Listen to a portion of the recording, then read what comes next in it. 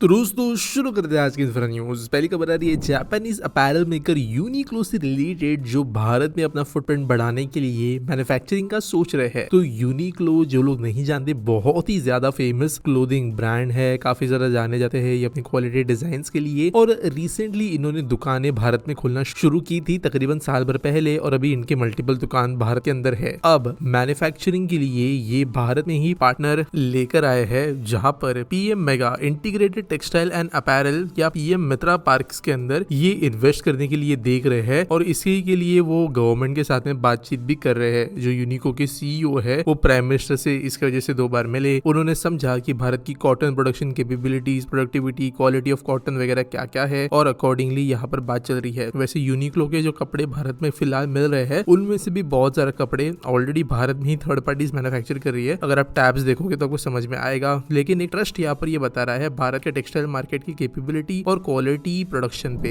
अगली खबर दोस्तों आ रही है Haryana Mass Rapid Transport Corporation से, जिन्होंने अप्रूव कर दिया है draft DPR for 36 kilometre of metro rail extension from sector 56 to Pachgaon in Gurgaon. तो दोस्तों यहाँ पर ये मेट्रो लाइन क्रूशियल होगी। जो गोल्फ कोस्ट एक्सटेंशन रोड है, सदर्न पेरिफेरल रोड है, सेंट्रल पेरिफेरल रोड है, द्वारका एक्सप्रेसवे है, और कई जो दूसरे डेवलपमेंट सेक्टर्स के साथ साथ मानेसर इंडस्ट्रियल एस्टेट है, इसको कनेक्ट करती हुई ये लाइन होगी। और इसका एस्टिमेटेड कॉस्ट 8,500 करोड़ का है, जिसे अप्रूव कर दिया गया है। तो यहाँ पर स्टेट गवर्नमेंट जो है वो सोच रही है कि इंडिपेंडेंटली ही इस प्रोजेक्ट को वो कंप्लीट कर दे और सेंट्रल गवर्नमेंट के फंड का इंतजार ना करे। लेकिन क्योंकि अभी लाइन बहुत ज्यादा प्लानिंग स्टेज में है, तो एग्जीक्यूशन कौन से मॉडल पर होगा वो तो बाद में ही देखा जाएगा। अगली खबर दोस्तों आ रही है हिंदुस्तान पेट्रोलियम कॉर्पोरेशन से, जिन्होंने मंडे को अनाउंस किया है कि उनके बोर्ड ऑफ डायरेक्टर्स ने अप्रूव कर दिया है for the modernization of its Mumbai refinery. जिनको नहीं पता, एचपी की एक बहुत ही बड़ी रिफाइनरी मुंबई में है, और ऑब्वियसली ये बहुत पुरानी भी है। तो इसी और इसका लोकेशन काफी स्ट्रेटेजिक है, क्योंकि समुद्र किनारे में यह है। तो यहाँ पर इनको बहुत इजी हो जाता है लोडिंग अनलोडिंग, क्रूड ऑयल ले जाना, एक्सपोर्ट वगैरह करना। तो यहाँ पर इसी रिफाइनरी को अपग्रेड करने के लिए 4,679 करोड़ रुपीज स्पेंड करेंगे। इसकी वजह से जो लूब ऑयल बेस्ड स्टॉक्स है, इसकी प्रोडक्शन इंक्रीज होगी। Currently 475 kilo ton per annum की कैपेसिटी है, वो बढ़कर 764 किलो टन पर एनम पहुंच जाएगी। इसके अलावा फैसिलिटी को अपग्रेड किया जाएगा ताकि ये ग्रुप 2+ और ग्रुप 3 LOBS पर प्रोड्यूस कर पाए, यानी ज्यादा हाई क्वालिटी के ये जो पेट्रोलियम प्रोडक्ट्स है उसको प्रोड्यूस कर पाए। यहाँ पर इन्होंने कहा है कि 36 महीनों का इन्होंने टाइमलाइन रखा है पूरे अपग्रेडेशन के लिए, और मे बी कमिश्निंग के पहले जो बोर्ड अप्रूवल होता है उसके लिए और 3 महीने लगेंगे। अगली खबर दोस्तों आ रही है ओला से, जिन्होंने लॉन्च किया है ओला डैश इन बेंगलुरु, जो कि 10 मिनट फूड डिलीवरी सर्विस है। तो आप जानते हो हमारे देश के अंदर स्टार्टअप्स और यूनिकॉर्न्स के नाम पे डिलीवरी करना जो है वो बहुत बड़ा ट्रेंड है आज के डेट में। तो यहाँ पर ओला भी इसी में घुस चुकी है। ओला वैसे कई चीजें ट्राई करती है, कुछ सक्सेसफुल होती है, कुछ नहीं होती। लेकिन यहाँ पर बेसिकली ओला का जो मेन ऐप है उसी के अंतर्गत एक फूड डिलीवरी सिस्टम शुरू किया गया है, जैसे कि एक 10 मिनट डिलीवरी सिस्टम है जेप्टो वगैरह का, वैसा ही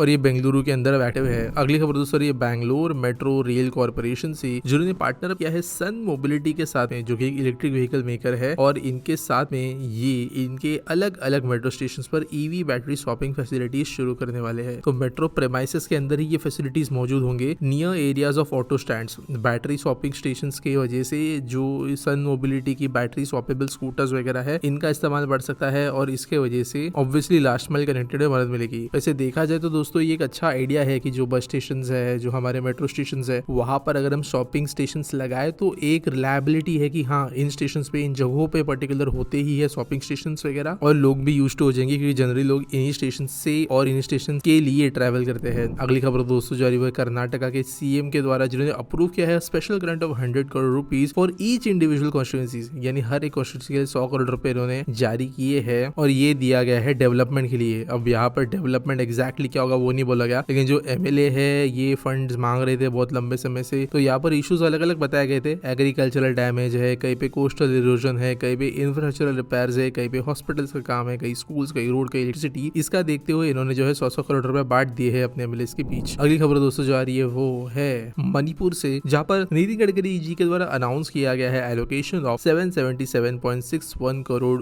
रुपीज, जो की यूज किया जाएगा for the widening and improvement of शैंगशैक लिंगयोंपॉल रोड। तो ये नेशनल हाईवे 102A का एक हिस्सा होने वाला है और यहाँ पर इसके ऊपर काम 48 किलोमीटर के स्पैन में किया जाएगा। इसके बाद में कनेक्टिविटी बेहतर हो जाएगी मणिपुर से। अगली खबर दोस्तों आ रही है वो है गुजरात हाउसिंग बोर्ड से, जिन्होंने गो अहेड दे दिया है फॉर रीडेवलपमेंट ऑफ 11 सोसाइटीज, जहां पर 75% ओनर जो है इन सोसाइटीज के, इन्होंने रीडेवलपमेंट के लिए अग्री किया है। तो दोस्तों यहाँ पर अभी इन जो हाउसिंग सोसाइटीज है इसमें 1880 हाउसिंग यूनिट्स है, अब इनको बढ़ाकर 3500 किया जाएगा। ऑब्वियसली टॉलर बिल्डिंग्स होगी और रीडेवलपमेंट वर्क जो है इसके अलावा और 54 सोसाइटीज में चल रहा है, जिनमें से 41 ऑलरेडी एडवांस स्टेज में है, जिनके लिए जबकि 8 का डेमोलिशन कंप्लीट हो गया है। रीजन्स की बात करें तो सोनल पार्क, वसुंधरा, अलकापुरी, पूजन, गोकुल, शिव, चित्रकूट, सत्यम, सुवर्धन, गीतांजलि, सिद्धि, नंदावन, ये अलग अलग सोसाइटीज है जिनको अभी अप्रूवल मिला है। तो दोस्तों ये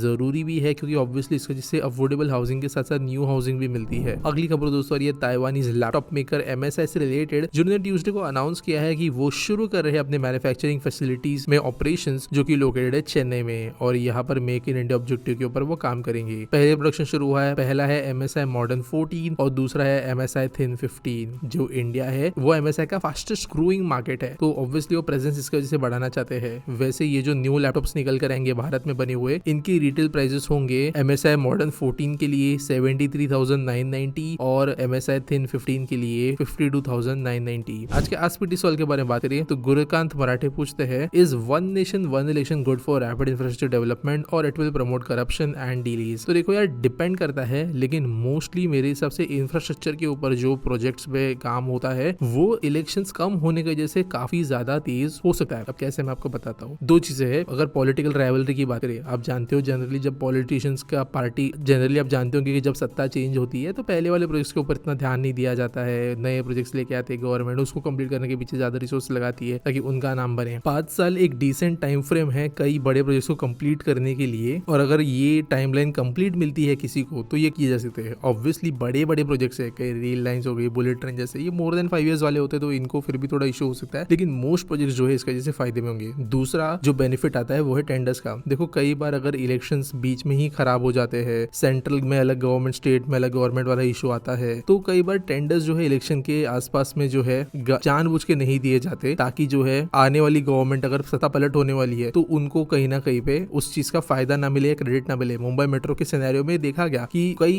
समय से, इनफैक्ट 1.5 साल से जो है इंपॉर्टेंट टेंडर्स अनाउंस नहीं किए जा रहे थे कई लाइन की कंप्लीशन के लिए। अभी इलेक्शन हुआ, सेम गवर्नमेंट रिपीट हुई और ऑलरेडी मुंबई के 3 मेट्रो लाइन के रेस के लिए टेंडर्स जो है वो एडवांस स्टेजेस में पहुंच चुके हैं विद इन अ मंथ। तो बीच में लेकिन फिर भी फालतू का 1.5 साल का डिले हुआ। तो ये चीजें कहीं ना कहीं वन नेशन वन इलेक्शन से होगी। ऑब्वियसली एक और चीज ये है कि आचार संहिता जो लगती है, मॉडल कोड ऑफ कंडक्ट, इसके दौरान ना टेंडर्स अनाउंस किए जा सकते हैं, ना कोई बड़ा प्रोजेक्ट का इनॉग्रेशन हो सकता है, ना कोई बहुत बड़ा फाउंडेशन स्टोन रखा जा सकता है। कई लिमिटेशन आ जाती है। जो हमारे बाबू अफसर है जिनका काम है सब करना, उनको इलेक्शन ड्यूटी पे भेज दिया जाता है। तो ये भी इंफ्रा को बेनिफिट करेगा। अब बाकी फायदे नुकसान जो है पॉलिटिक्स वाइज, वो यहाँ पर मैं कमेंट करने के लिए राइट पर्सन नहीं हूँ, लेकिन इंफ्रा के मामले में वन नेशन वन इलेक्शन का फायदा भी होगा, लेकिन अगर नुकसान होगा तो वो बड़े वाला होगा। उम्मीद करता हूँ आपको सवाल का जवाब मिल गया होगा। आपके पास सवाल है तो मुझे कमेंट सेक्शन में जरूर बताना। बाकी आपके पास कोई न्यूज सबमिट करने के लिए है तो आपको उसके लिए डिस्क्रिप्शन में लिंक मिल जाएगी। मिलेंगे अगले वीडियो में।